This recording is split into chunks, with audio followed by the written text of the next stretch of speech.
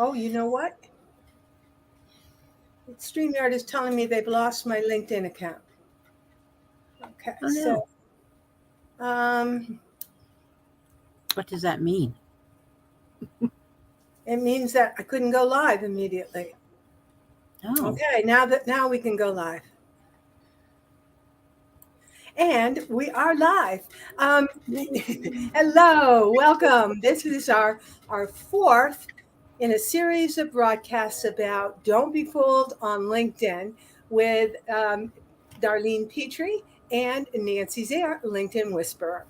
And as you know, we have been focusing on fraudulent profiles. They seem so real, they seem so good. And yet, if you look at them and study them, you're going to find out they're phony. Okay, phony baloney. So that is what we're going to talk about today.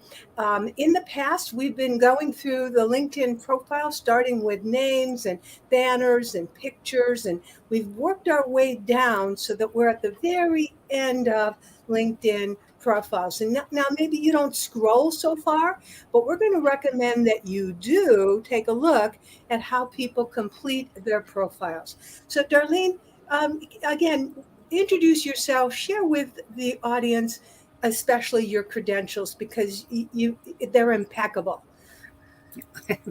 Well, thank you. Darlene Petrie with Scam Prevention International and CEO and founder of it. And I have a passion for protecting individuals and businesses from hackers and scammers.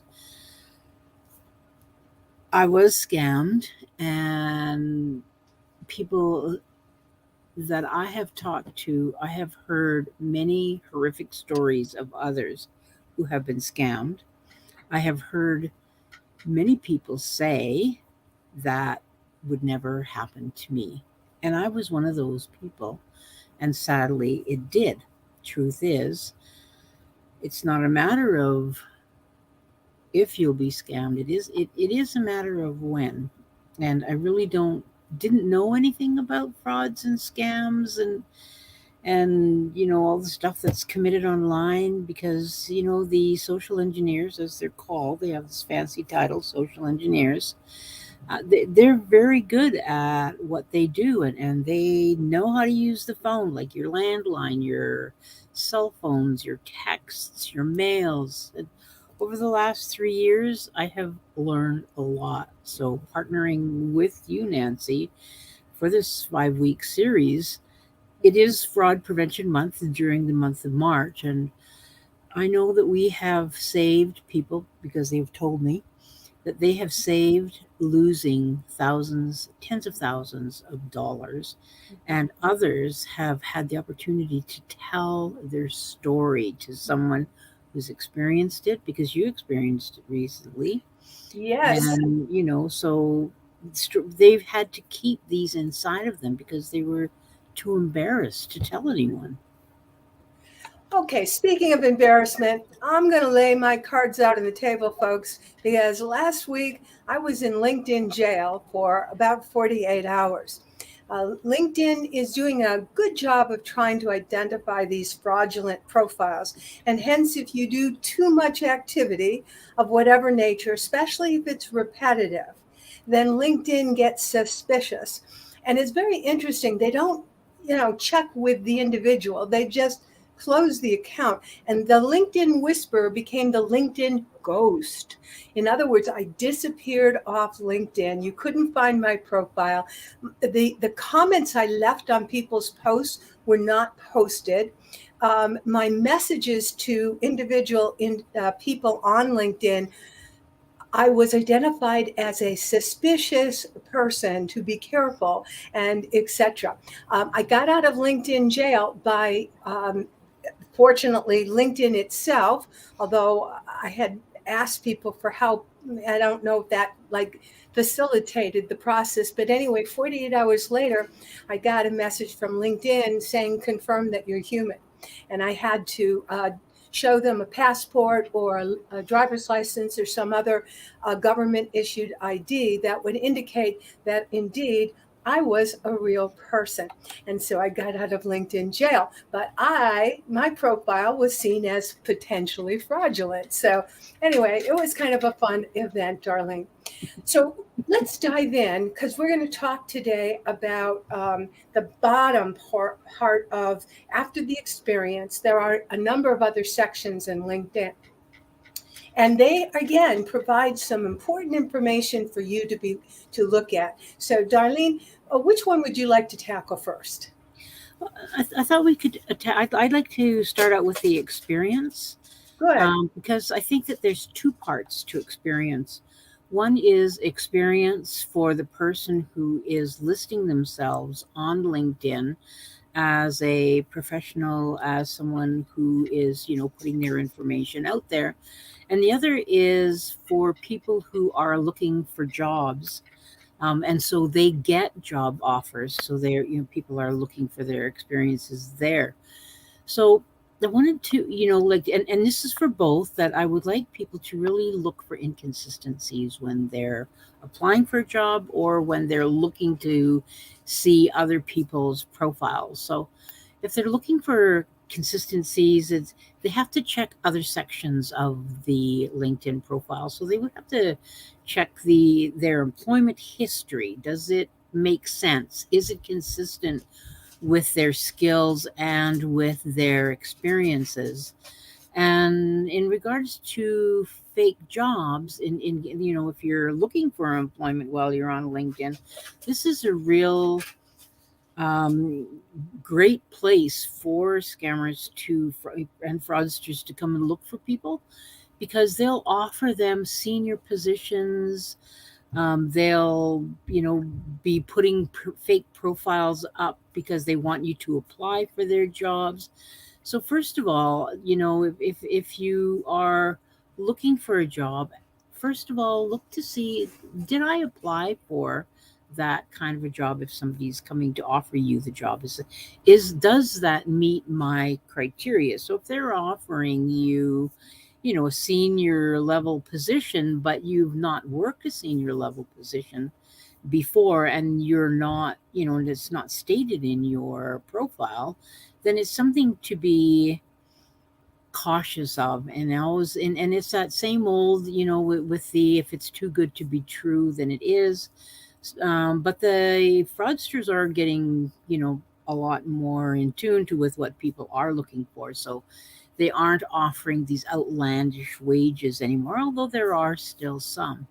And then the other thing is to, like if you're looking for at the job descriptions, do the job descriptions make sense for what you've applied for and for what it states what the job is?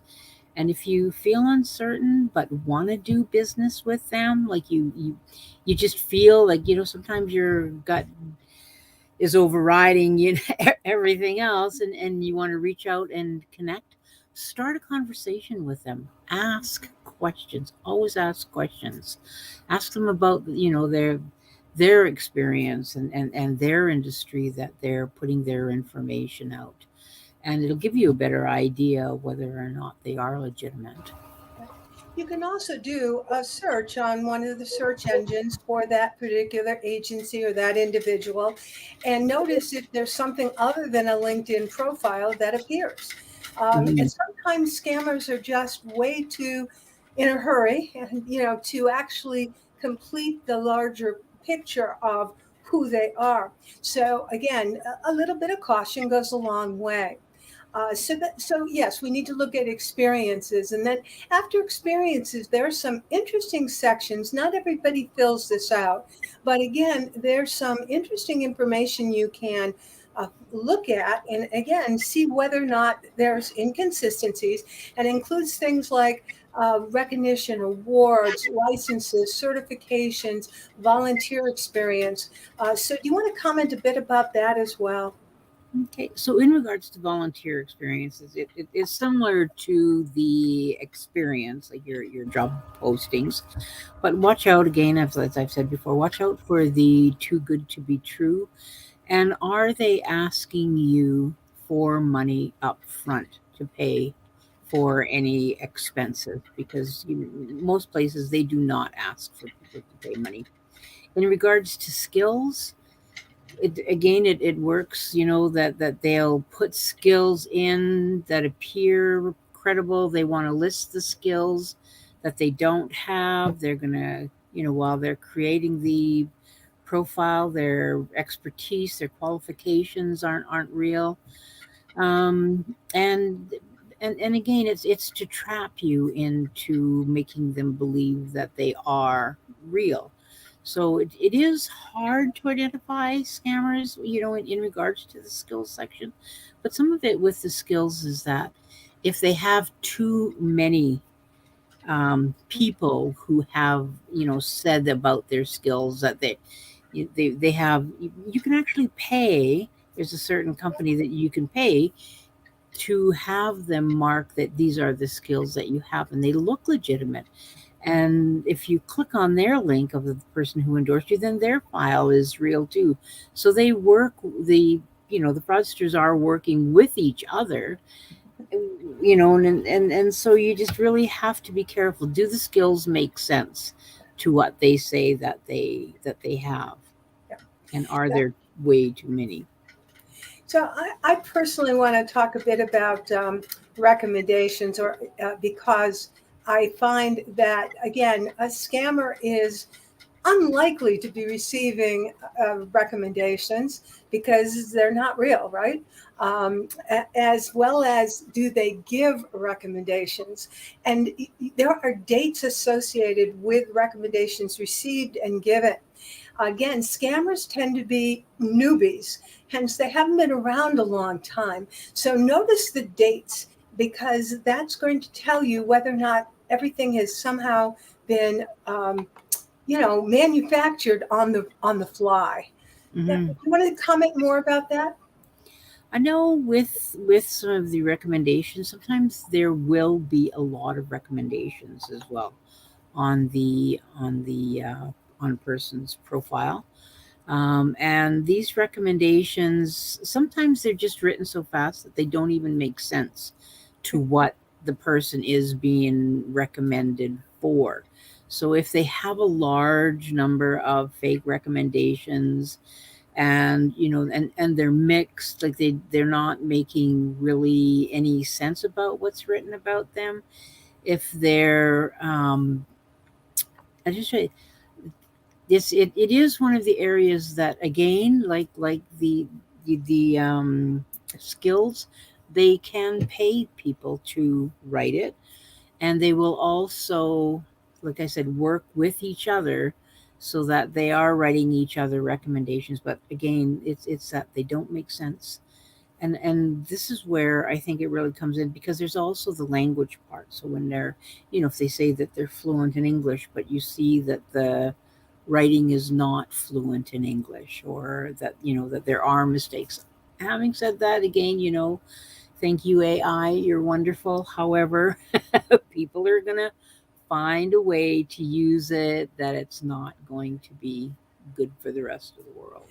That's exactly what was coming to my mind, because with AI can create images and they look like real people. Every now and again, like the other day, I was doing group coaching with my clients, and we looked up someone's profile, and there was a cartoon character, not a person. So is that a real person? Or again, is it an AI rendered image of someone? And so um, AI is being used to generate recommendations, generate resumes, generate and generate and generate. So, again, caution. When it's too good to be true, maybe it's too good to be true. So, Yeah. Darlene, have we left anything out in regards to the overall LinkedIn profiles? Any section that we have not talked about? I think, well, there's interests. People Yeah. have many interests. That is a hard section to determine if a profile is fake or not. But it is good to look and see if there is at least some interests listed that are consistent with what the remainder of the profile information is.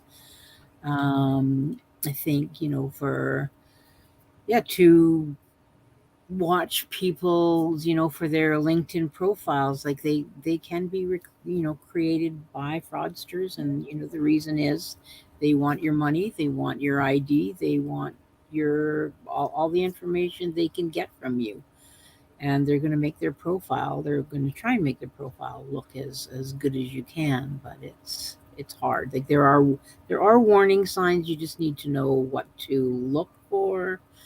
Um, Fake skills, like the warning signs is that, are there too many of them, or do they even make sense to what the person said that they have experience in? Endorsements I wanted to talk about. So they're hard to tell with the endorsement. So if you're looking for somebody who is looking for a certain position, then and they say that they have a degree at a certain place, or they have a license from a certain place, and you do want to hire them, you feel that their, like their resume on LinkedIn looks good, and you're, and everything seems good, but you can get them to fill out a form where you have permission to contact the institutions to find out if that person did in fact attend those particular courses, because they can hand over you the licenses and they can hand you the degrees, and they could all be fake. So it's really important, even and I have to say this, like I've had the experience as an employer where I had somebody working for me, and then they changed the policy where everybody had to sign that form and get your credentials approved. And sure enough, there were a couple of staff that I had who had fake degrees. Great employees, but like, so it can happen. It doesn't have to be a fraudster. It doesn't have to be Yeah. a scammer, social engineer, whatever. It it can be somebody right in your own organization. Well, we hope that you have been benefiting from this particular series. Next week is our last session. We're going to basically, again, do some highlights, overview, answer any questions that you've been raising during the series. So now's a great time if you have particular questions, or again, if you'd like to make comments. As Darlene mentioned early in the presentation, sometimes when we are the victims of a scam, it's very uncomfortable. There really isn't anyone to talk with. We're happy to be that sounding board, to be an ear for you. So, feel free to message us individually, or again, to ask questions more publicly. Any last words? Well, my last words are always, don't be clicking on links that you don't know. And, have as much communication with someone if you are really interested in their profile, if you're interested in hiring them, or if you're interested in purchasing products. That was another thing I didn't bring up, was if you're about purchasing products.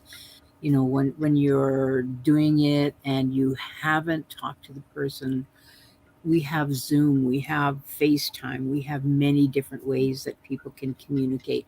Telephone, but don't just take it by telephone. Do try to meet them as close to in person as possible before you send money to receive stuff, or before you send stuff. Amen. All right, to your sales success. Don't be fooled on LinkedIn. We'll catch you next week. Well, thank you very much, everyone.